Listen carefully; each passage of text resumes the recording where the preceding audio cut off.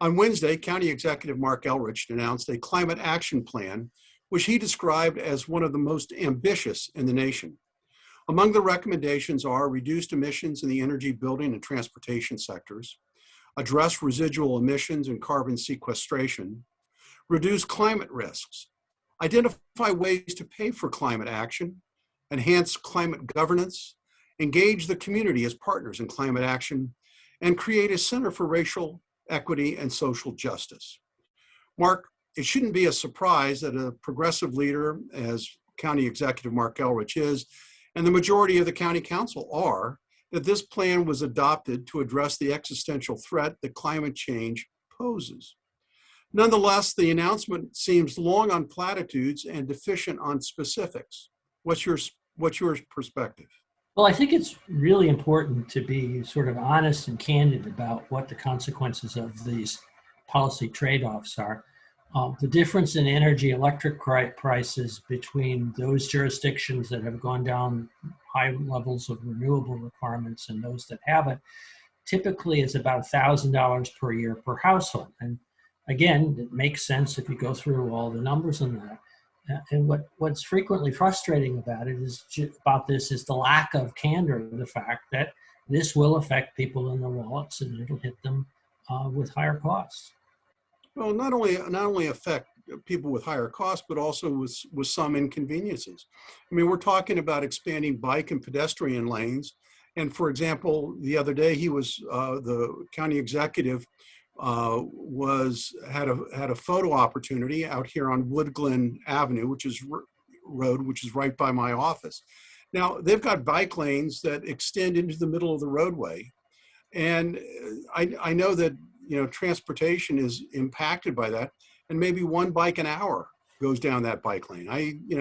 So there are other human costs and social costs besides just financial that we have to be aware of.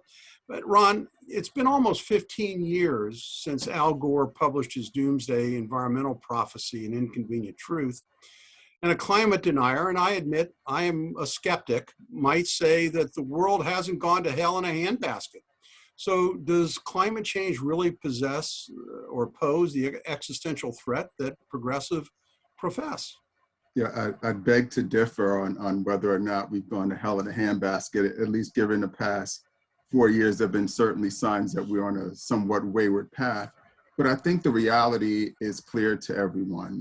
We do have some climate impacts that we can't control any longer. Polar ice cap melting and other environmental impacts that affect breathing. There are countries around the world that suffer from unbelievable amounts of smog, and those consumers or people in those environments are forced to wear masks or do other things to mitigate their ability to breathe clean air.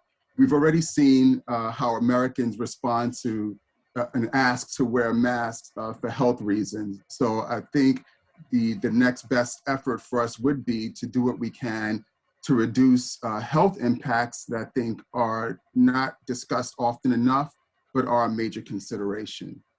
But it's not like we haven't had improvements in our quality of living in our environment. I mean, good gracious, when I was a child, we had smog alerts, and I marched on the first Earth Day because the environment was so dirty. The Potomac River was polluted.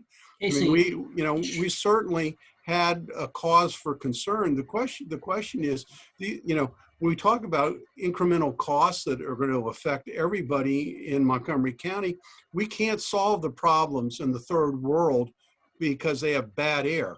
If China is burning coal that causes air pollution, we can't solve it. China can solve it, but we can't. But and to add to that American CO2 emissions have been going down over the last 10, 15 years, primarily because of the transition to natural gas, which is that much more efficient than the coal that had been more the dominant fuel. But you put your finger right on it, which is if we give China a pass on this, in fact, Americans are making extraordinary sacrifices, and Europeans, but the consequences to the global climate will be minimal if China continues to, build coal plants the way they're planning to do through 2050. Well, I'm concerned about some of the other specifics in the proposal. We're talking about converting all of our vehicles from, school buses and ride-on buses to electric vehicles. And Ron, there is a study that was published in 2018, written by Jonathan Lesser, and that was published in Politico, and it found that widespread adoption of electric vehicles nationwide will likely increase air pollution compared with new internal combustion vehicles. And the more, you read that right, more electric vehicles and trucks mean more air pollution. So have we fully vetted these things? I mean, I think the intelligentsia adopts these stories and they become urban legends, and they aren't supported by facts. I think what the problem is that we're not looking at it from a totality of circumstances perspective. Yet, I mean, we do have some emissions issues that need to be addressed, but we don't talk about the particle impacts as well. So it's not just one area of renewable energy versus coal versus gas. We have to look at the total impact of everything and identifying one metric and saying this is why this isn't going to be as effective as, not changing our course of action doesn't reconcile. Well, I understand that, but if you look at the totality, as you say, we look at the totality, the pollution, associated with electric vehicles is understated. I mean, the mining of cobalt, the mining of copper, the human toll, because the two primary locations where both those elements are mined is the Congo and in China.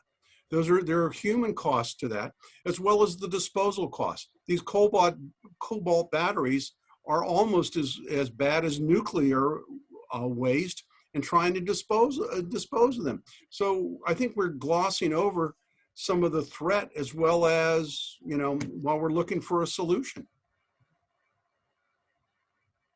It's a trade-off, Casey, and in order to make progress, we have to figure out ways to solve the new problems that we create. And if we're not going to be a walking community, we're going to have to figure out ways to mitigate our need for transportation and how to use it without affecting our environment. Well, we're a big country, and we're not just small communities any longer. And